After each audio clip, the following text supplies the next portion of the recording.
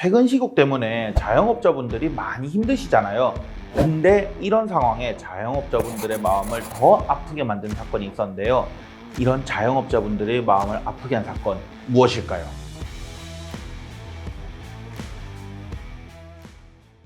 지난 11월 26일 광주 광산구에서 47,000원어치 술과 안주를 먹고 계산하지도 않고 나간 남녀가 문제가 됐었습니다.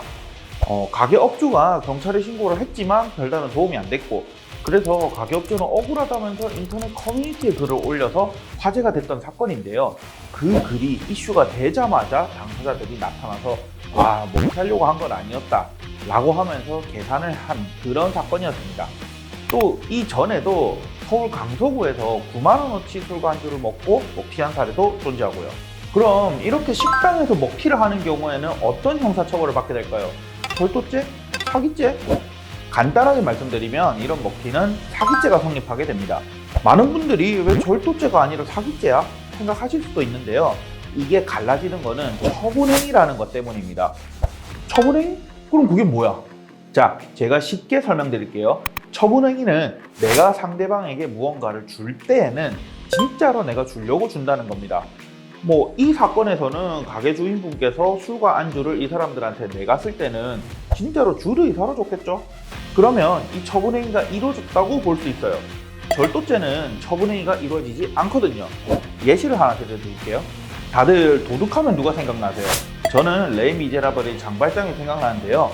장발장은 빵을 훔쳤다가 감옥을 가게 됐습니다. 여기서 보면 빵집 주인은 장발장한테 빵을 준다는 의사가 전혀 없었습니다.